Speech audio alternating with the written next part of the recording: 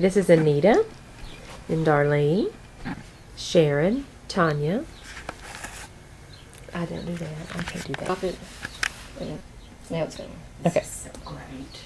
This is Anita, Darlene, Sharon, Tanya, and Audrey. Have you ever had blood drawn from your arm? If you have, you've probably had a complete blood count performed. I'm a medical laboratory technologist, as you know. I have a state license as well as a nationally recognized license. My examination of the blood provides the doctor information for diagnosis as well as for monitoring therapy like radiation, chemotherapy, or iron therapy. I will explain 3 components of blood that are analyzed in a complete blood count. The first will be red blood cells, the next will be white blood cells, and the third will be platelets.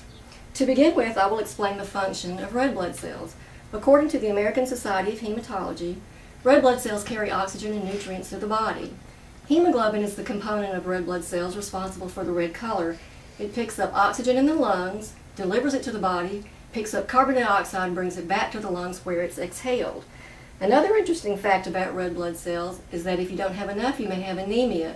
Symptoms of anemia are shortness of breath, weakness, fatigue, and rapid heartbeat.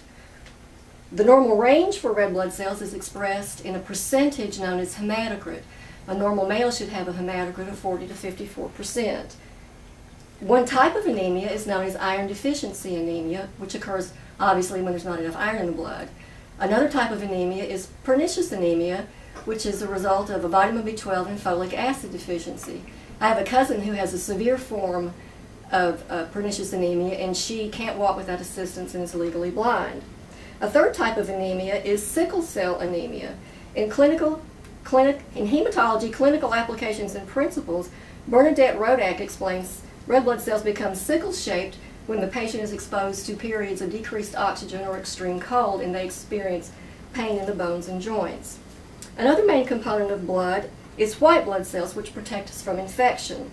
If you look at the very smallest space on a ruler, that's a millimeter. If you take that small space and make it into a cube, you have a cubic millimeter. The normal range for a white blood count is 4,000 to 11,000 white blood cells per cubic millimeter of blood.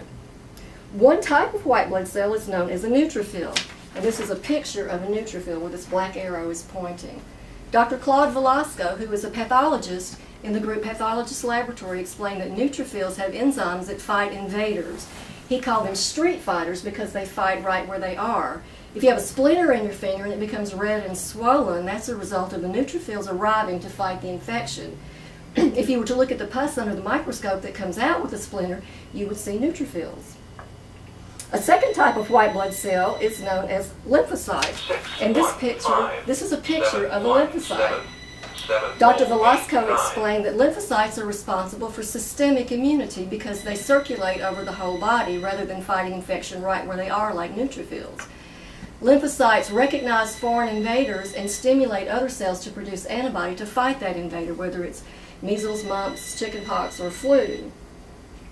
The third component I will discuss is platelets. Platelets are very small but complex cells that are responsible for blood clotting. When an injury occurs, platelets stick to the wound, they stick to each other, and they secrete chemicals. All 3 of these function in stopping bleeding. A decreased platelet count may occur because of certain drugs, infections, or even leukemia. A decreased platelet count may cause abnormal bleeding. An increased platelet count may occur when the spleen has been removed or after periods of strenuous exercise. An increased platelet count may lead to abnormal clotting, which could result in a stroke or a heart attack, but there are therapies to treat this. In conclusion, I've discussed the 3 main components of blood analyzed in a complete blood count, which are red cells, white cells, and platelets. The next time you have blood drawn, you might want to ask, did my doctor order a complete blood count? I hope you will have a better understanding of how the doctor uses the information provided by me, the medical technologist.